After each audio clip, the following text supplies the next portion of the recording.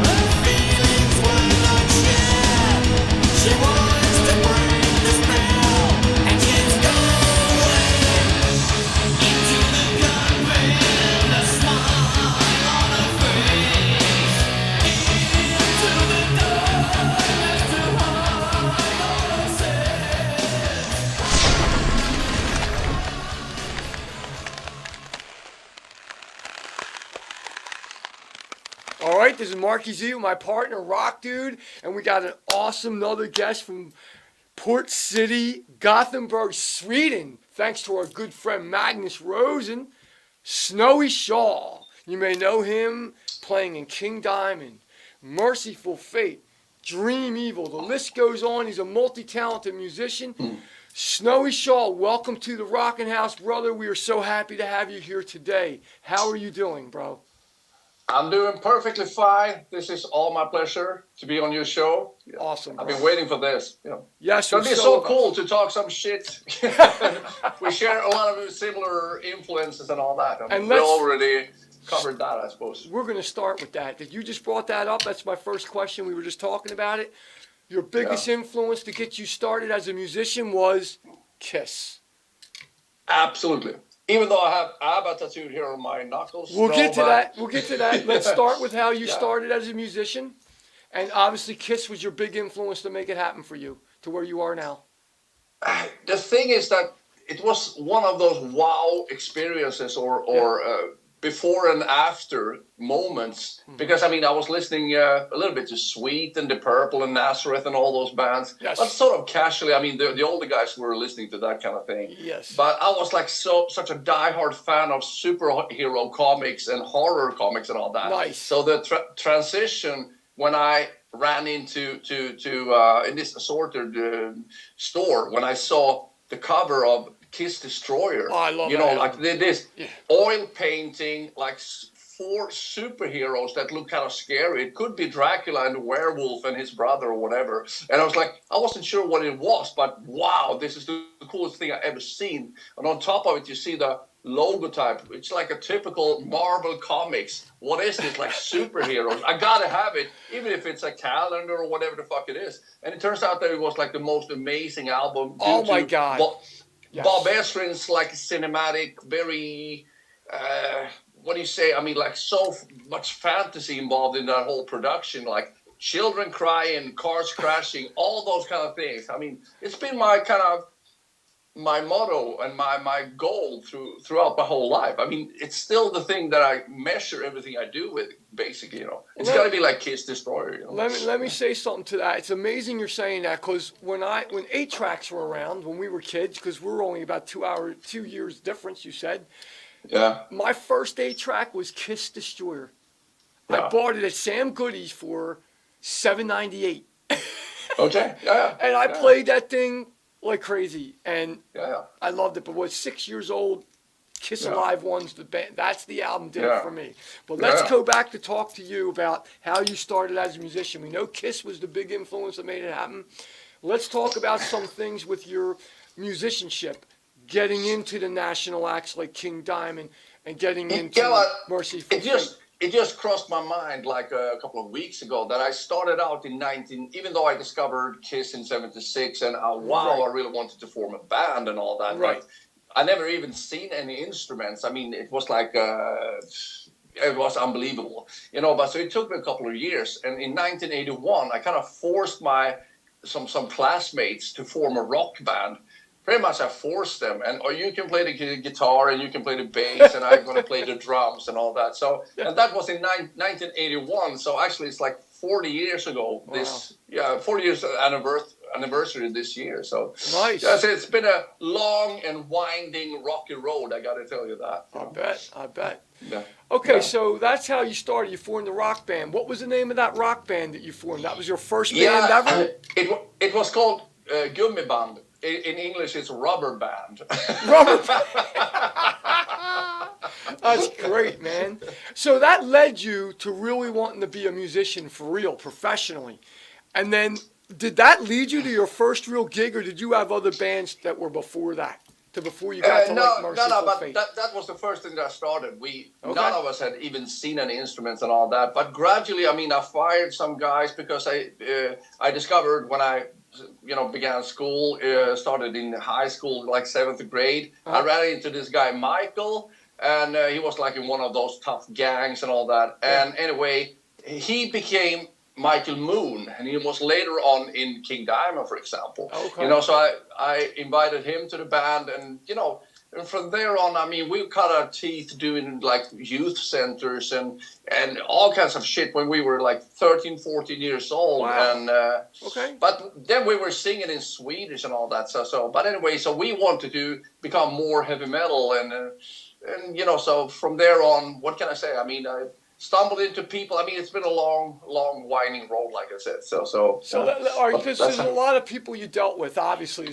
We could be here all day talking about it. Let's go to the big prime ones. Let's go to Mercyful Fate. How did you get connected with Mercyful Fate and King Diamond? In America, they're big.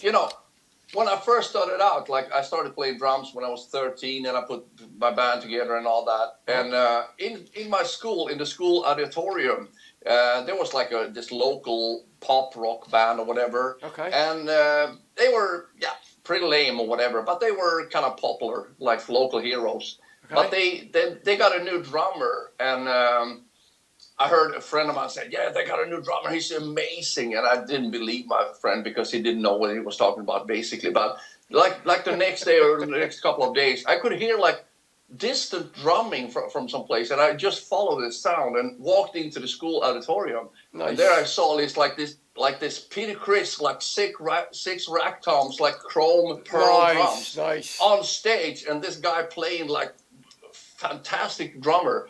I just stood there totally frozen, and after a while he saw me and stopped, and he asked me, stopped talking to me, started talking to me, and that was Mickey D. That was Mickey D in the beginning. Yeah. So I mean, he became like a, of course, role model and idol to me. He was like 5 years old and had been playing for 13 years. So of course I idolized him and picked up a lot of things. So I mean, fast forward a whole bunch of years, like into '88, we were hanging out, him and I, on Christmas Day and partying, at this rock club or whatever. Sure. And he said, he just came home. I was like home. I was like up in the sticks in north of Sweden studying for that year. And he was living in Los Angeles playing with King Diamond. Okay. And he said that, I'm going to quit King Diamond. I think you should fill the spot after me. You should take over after me. That's how it happened. But back then I said, I want to do my own thing because I had my own platform and my own band and all that. Nice. But so I turned it down. I thought we were both drunk, so I just figured that it's like the alcohol doing the talking, basically, Yeah. But anyway, so a couple of months later, Pete Black, the guitar player, had always kept an eye on me because I was like, 6-7 years younger or whatever, and he wanted me to be in his band. But he said, okay. He called me from Los Angeles. We'd just been auditioning like over 40 drummers, and nobody can really take do it in a good way or whatever, So they might be able to cope in Mickey D's playing, but they cannot come up with anything on their own, for new songs and stuff like that. So he said, I think you would be perfect for this spot, and I figured I've turned it down once. I mean, it's obviously meant to happen. So I was going to say, Merciful Fate and King Diamond and all that. So I figured, okay, that's the opening I'm waiting for. So very close. I figured, So, all right, while we're on the subject of King Diamond. Yeah. I'll tell you what, we're going to take a break and we're going to come back with Snowy Shaw and we're going to talk about his experience playing with King Diamond and Merciful Fate in just a minute.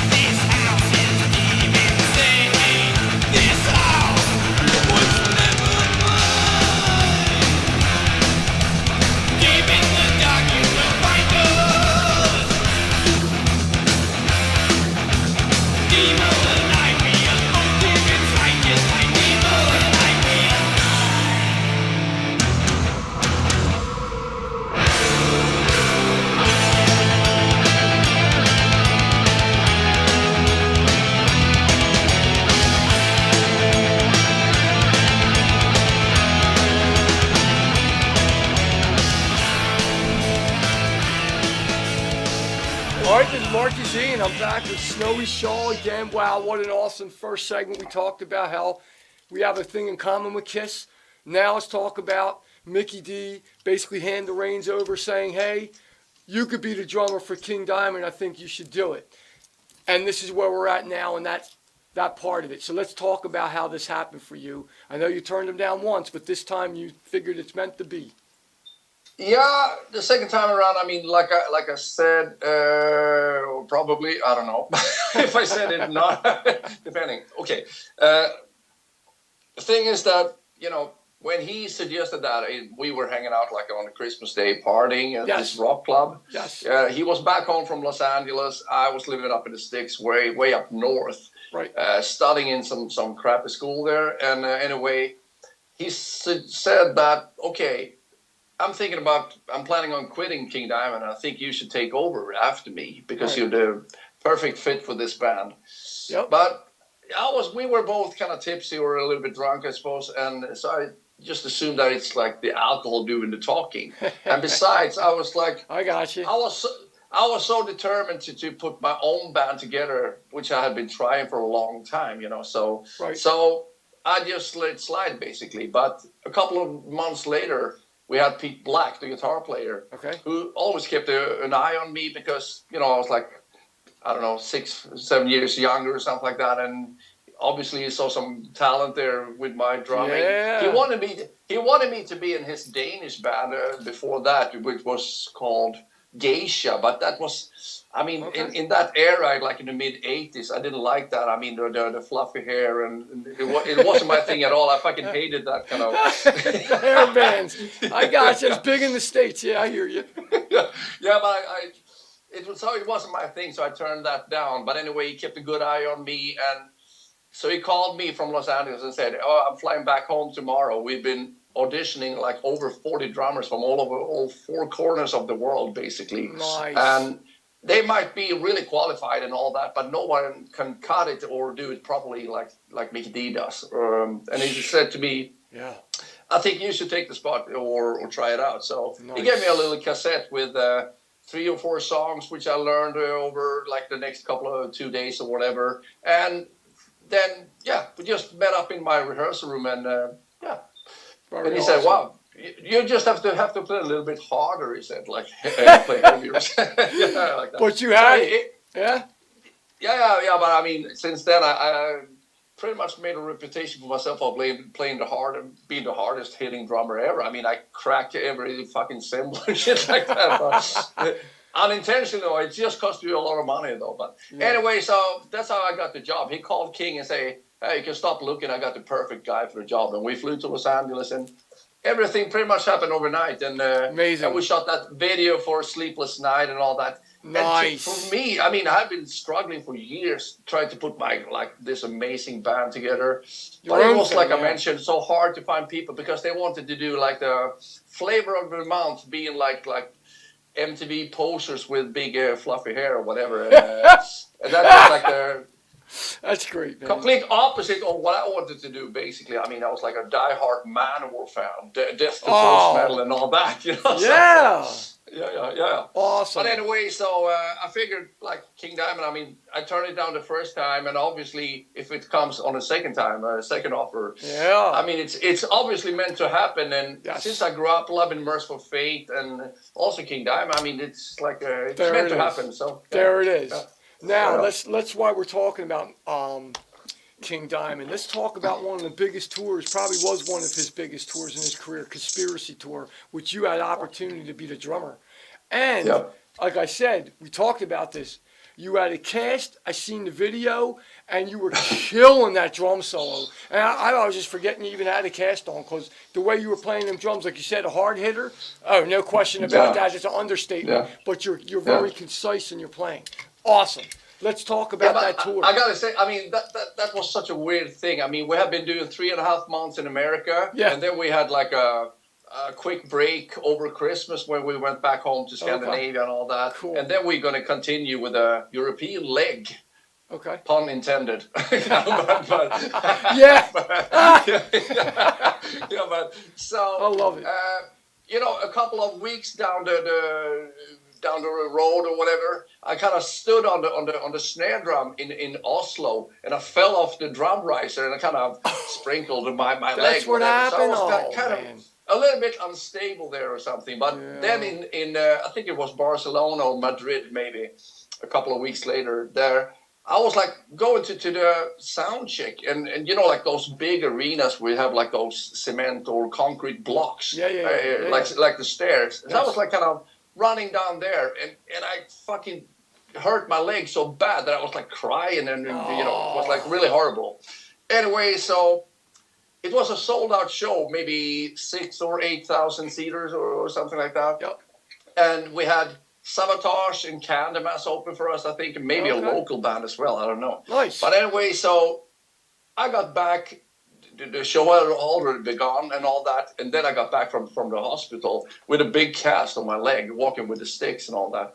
And was like, what the fuck are we supposed to do now? I mean, so what can we do? I mean, there are 6 weeks left of this tour. We cannot cancel this show. We have like 8,000 crazy Spaniards here. They're gonna fucking kill us if we cancel now, you know. So I said, I mean, of course I didn't do this on purpose. so what were we supposed to do? And they started speculating, can we call Mickey D? No, he's in America. I was gonna take like a couple of days at least to get here. What the fuck are we gonna do? And I said, luckily it was my left leg. So I said, I'm right-handed and right-footed. So I said, I can probably do it anyway. I mean, I just like, you know, move Wow. around or be a little bit flexible or come up with something else. How cool. So I just had to walk up there. I had my drum tech kind of helped me and pushed me up on stage and all that, so I had to sit down there. Yeah, but you know, I actually took the opportunity and I said, oh, I can't do that song. It's really weird, because I kind of took out those songs that I didn't like so much. Right. Oh, yeah, man. but the thing is that, I mean, the thing is, I could use this floor tom and I could pretty much move around, but I had been playing these songs for like 4 months straight. So I knew them in and out by heart, like the back of my hand, pretty much, you know. So I could just pretty much move around, and not even the band noticed any difference, basically, you know. So I love it.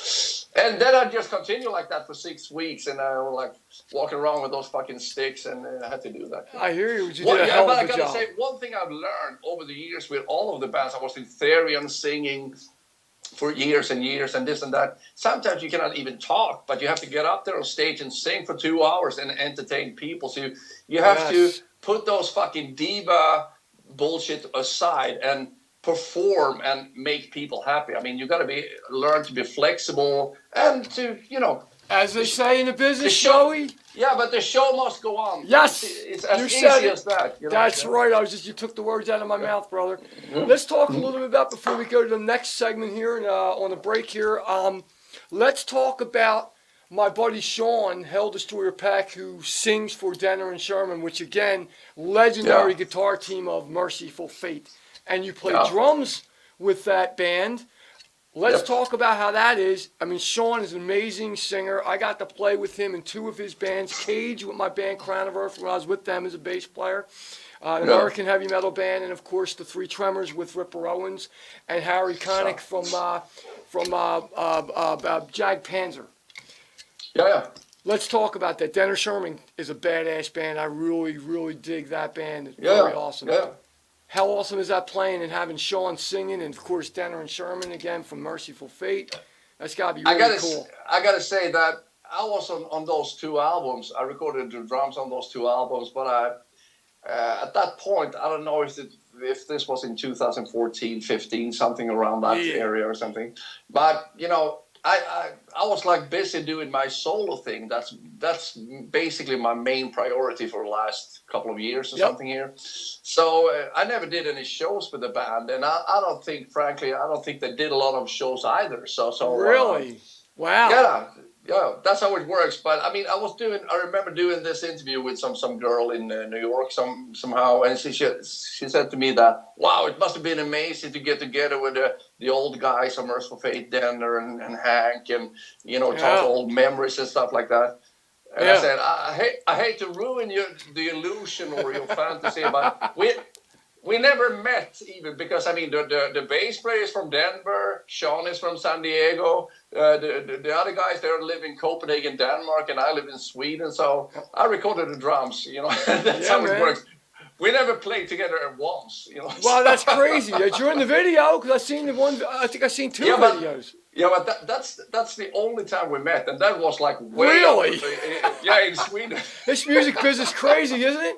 You just never know these things till you talk to people and they tell you, no, dude, this is how it is. We didn't even play a show together. That's insane, man. Well, before we go, I gotta say, I mean, that's so interesting nowadays. I mean, I'm doing a lot of session work. Like I was doing drums for some Russian guys the other day or a couple of days ago. I mean, of course, I never met them. I also sang on this this like musical or whatever it is in Israel. I mean, I didn't go there to do my parts or whatever. I mean, they sent me the stuff and I recorded in my own studio. I mean, that's basically how it works nowadays. And that is also why you can be so prolific. Wow, you're doing this and that with people or in China or whatever. Yeah, but I didn't go to China to do that. I mean, I do that in Gothenburg, you know. And Snowy, let's go before we hit this next break here. I want to talk about one of your favorite, I mean, I'm sure there's many. What would you say was one of your most favorite shows you did with King Diamond? Like, what would you say was the one that like sticks out? Like, this is the show that I'm never going to forget with this band. I got to tell you, I mean, it stems back to my kind of fantasy of New York City. Okay. And I was playing there on Halloween. Nice. I didn't even know what Halloween was. Halloween, it's the best. Know, yeah, but I don't know if you read my book. And last year I published my autobiography, and it starts out with that because back in Nice. Sweden at that point, we had All Hallows Eve, but Halloween is like an American thing, basically, you It know. is. And yeah, and playing at a Ritz Club in Manhattan, it's like all those haunted houses and all that, and people are dressed up like fucking witches and all that. It's And cool, it's huh? like, wow, playing in New York City, which to me is like Kiss country, you know. I mean, it's like You're the right. fantasy come true, yeah. Well, there you And go. So that was an amazing yeah, experience for you. yeah, but with King Diamond, you Yeah. know, like, and we were headlining this kind of Alice Cooper Welcome to My Nightmare show. People are getting burned, you know, Wow. and yeah, I mean, it was the most amazing thing, I gotta say. Yeah. Awesome, Yeah. Snowy. Thanks for sharing that, and our viewers are going to be loving this. And we're going to come Yeah. back with Snowy Shaw to talk about his new music that he writes. Yeah. Unbelievable. We're going to come right back in just a moment with Snowy on that.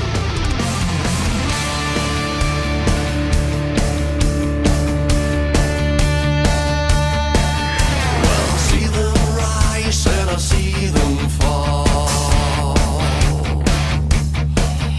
I've been everywhere and I've seen it all. From the early years to the present time, it's been always on my mind. A representative of everything I love and admire. Well, I've seen it too, and I do agree. All the heroes die, not the legacy. From the day we're born till the day we die, it does never leave our side. In our blackened hearts is the guiding light in the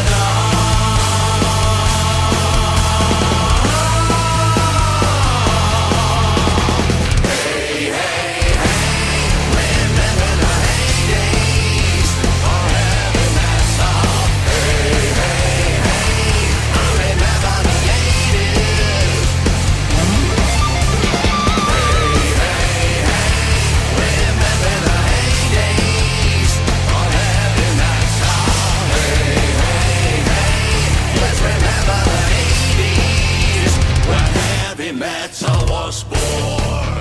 All right, Snowy, go. let's talk about what we were just talking about with your new project. And you have some guest stars on it. You started mentioning a few people, like somebody from Nazareth, and I think Susie Quattro or something. Yeah. Let's talk about that, where we were on that area right there. Yeah, I mean, like I said, I mean, this is heavy metal, plain and simple. And Yep. I decided to reverse the whole thing. So instead of putting out a full album of 12 songs, which is going to evaporate because, I mean, Yep. the longevity nowadays is like a month or 6 weeks or something like that. Yep. So I decided to swap the whole thing around and put out one song per month Yep. during the whole 2021. Awesome. And, you know, this has been in the pipeline for quite some time because I kind of write music in a different direction and Yeah. different concepts, and I want to sort of capture the whole thing. Yeah. But this was songs that not necessarily was leftovers, but that for some reason or the other was like, I wasn't used in the past, so that I've been writing. But I thought these are like fairly, you know, like straightforward heavy metal songs. Yes. And I decided to invite a lot of guests. Like for a song that I wrote when I was 16, I brought in, and it was based on on my inspiration with a Swedish band called Torch. They were like real popular in '83 or something like Okay. that. So anyway, I brought the singer from that, Dan Dark, to do guest vocals, and also Michael Moon, who played with King Diamond and so on, because we Nice. grew up together and stuff. Yeah. And I haven't played with him since we were 17 or something. Wow. So I invited a lot of like my living legends and teenage heroes and you know, former bandmates from my bands and friends Nice. and all that. Nice.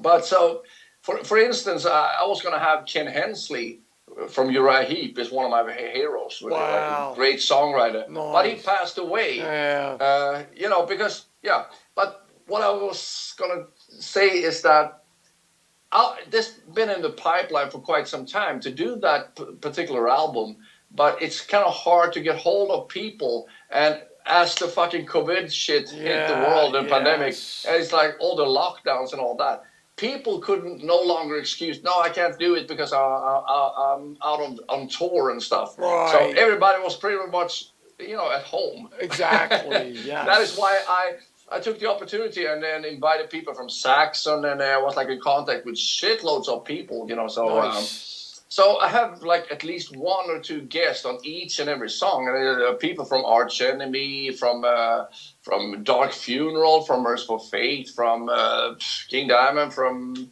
Amaranth, from Sabaton, from tons of bands, Wow. So yeah, that's what I've been doing. Yeah.